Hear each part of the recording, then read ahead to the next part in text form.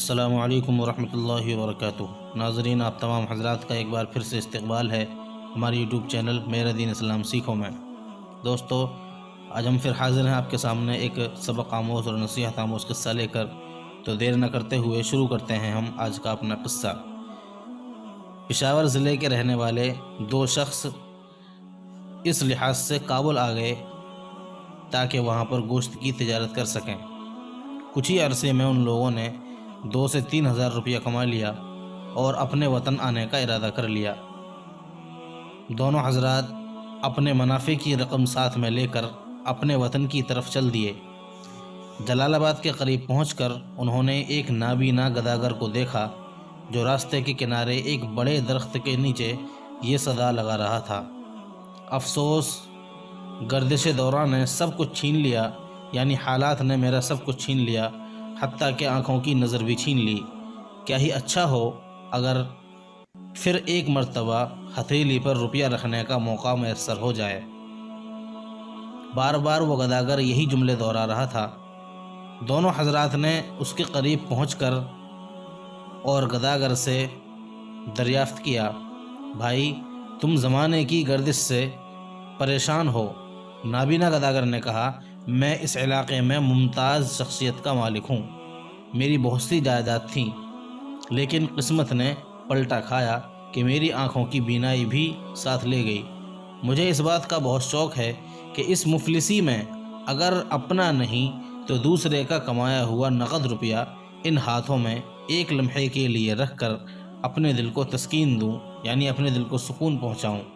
یہ تھا وہ ماجرا جو گداگر نے، جو اس نابینا نے، اس فقیر نے ان دونوں حضرات کو سنایا۔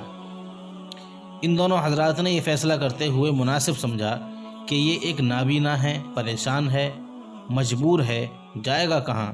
اپنے روپیوں کی تھیلی کو اس کو ایک لمحے کے لیے دینے میں حرج ہی کیا ہے؟ اس کے دل میں اگر یہی خواہش ہے تو وہ بھی پوری ہو جائے گی۔ ایک نے روپیوں کی وہ تھیلی اس گداگر کے، اس نابینا کے ہاتھ میں دیتے ہوئے کہا: لو بھائی فقیر، اپنی تمنا پوری کر لو۔ گداگر نے تھیلی لیتے ہوئے ان کا شکریہ ادا کیا۔ تھوڑی دیر بعد ان میں سے ایک نے کہا: بھائی گداگر، اب ہم کو ہماری روپیوں کی یہ تھیلی واپس کر دو۔ لیکن اس نابینا نے، اس گداگر نے بڑی ہی سنجیدگی سے جواب دیا: تھیلی؟ کیسی تھیلی؟ واپس کیسے؟ یہ کیا ہے؟ دوسرے ساتھی نے گداگر سے کہا: مذاق مت کرو، تھیلی جلدی سے جلدی واپس کر دو، ہمیں دور جانا ہے۔ مگر اس نابینا نے، اس گداگر نے تھیلی واپس کرنے سے انکار کر دیا۔ وہ دونوں حضرات بڑے حیران ہوئے اور عجیب مصیبت میں پھنس گئے۔ اس نابینا نے کہا: میں نے تمام عمر یہاں بیٹھے بیٹھے گزار دی ہے، پیسہ جمع کیا ہے، تم کہاں سے بدبخت ڈاکو یہاں پہنچ گئے جو میری ساری عمر کی کمائی ایسی آسانی سے چھین لینا چاہتے ہو؟ ان دونوں حضرات نے جب گداگر کے یہ الفاظ سنے تو ان کے ہوش باختہ ہو گئے اور گداگر اٹھ کر چلنے لگا۔ وہ نابینا اٹھ کر ان دونوں کی تھیلی لے کر چلنے لگا تو دونوں نے اپنا روپیہ اس سے زبردستی چھین لینے کی کوشش کی، لیکن گداگر نے زور زور سے چلانا شروع کر دیا: ڈاکو ڈاکو، کوئی مدد کو آؤ۔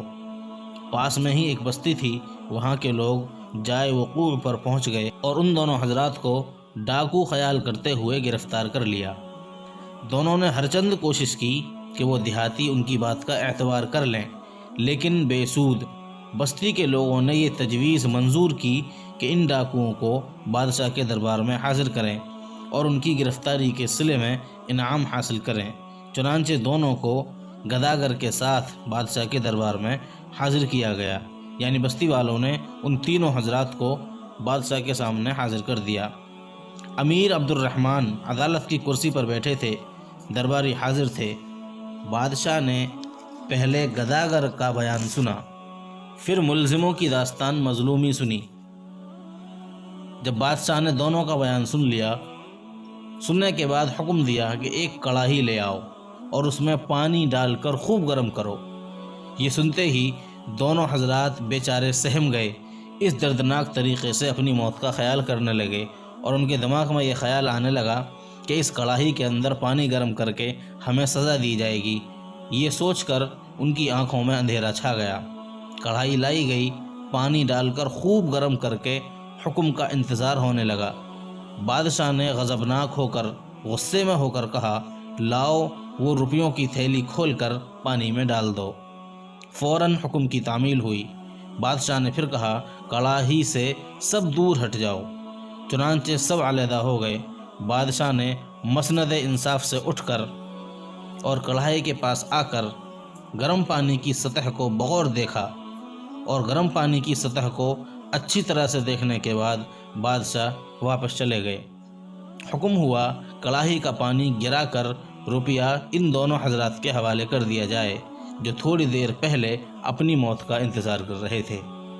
اب خوشی کے مارے پھولے نہ سماتے تھے۔ بادشاہ نے فرمایا، نابینا گداگر کو مناسب سزا دی جائے، کیونکہ وہ نابینا ہیں اس لیے اس کو مناسب سزا دی جائے۔ لوگوں میں چیمی گوئیاں شروع ہو گئیں اور لوگوں کے اندر باتیں بننے لگیں۔ قاضی نے جرت کرتے ہوئے فیصلے کی تفصیل سننے کی خواہش ظاہر کی، اور قاضی نے بادشاہ سے پوچھا کہ آپ نے اس فیصلے کو کس طریقے سے کیا، اور آپ نے کس طریقے سے پتہ لگایا کہ اس نابینا میں اور ان دونوں میں کون چور ہے اور کون بے گناہ ہے؟ بادشاہ نے فرمایا، جن دو شخصیتوں کو ملزم ٹھہرایا جاتا تھا در حقیقت وہ بالکل بے گناہ تھے۔ انہوں نے گوشت فروخت کر کے روپیہ جمع کیا تھا، کیونکہ گرم پانی کی سطح پر چربی کے پگھلے ہوئے ذرات ظاہر ہوئے، جس سے یہ ظاہر ہوا کہ ان گوشت فروشوں کے ہاتھ کا میل ہے جو ان کے ہاتھوں پر گوشت کی چربی کی وجہ سے پڑتا تھا۔ وہ روپیوں کو بھی لگ گیا ہوگا۔ تجربہ کیا جو صحیح نکلا۔ بادشاہ کے اس فیصلے سے حاضرین دربار بہت خوش ہوئے۔ تو کس طریقے سے اس بادشاہ نے اس نابینا اور ان دونوں شخصوں کے درمیان میں انصاف کیا، اور بالکل صحیح انصاف کیا۔ تو پیارے دوستو، یہی تھا ہمارا آج کا قصہ۔ امید ہے آپ کو سمجھ میں بھی آ گیا ہوگا اور آپ نے کچھ سیکھا بھی ہوگا اور آپ کو سبق بھی ملا ہوگا۔ ملیں گے انشاءاللہ اگلی ویڈیو میں ایک نیا اور سبق آموز واقعہ لے کر۔ تب تک کے لیے دعاؤں میں ضرور یاد رکھیے گا، اور چینل کو سبسکرائب نہیں کیا ہے تو سبسکرائب ضرور کر لیجئے گا، تاکہ روزانہ آپ کے پاس ہماری ویڈیو کا نوٹیفیکیشن پہنچتا رہے، اور وہ بھی سب سے پہلے۔ ملتے ہیں اگلی ویڈیو میں، تب تک کے لیے السلام علیکم، فی امان اللہ۔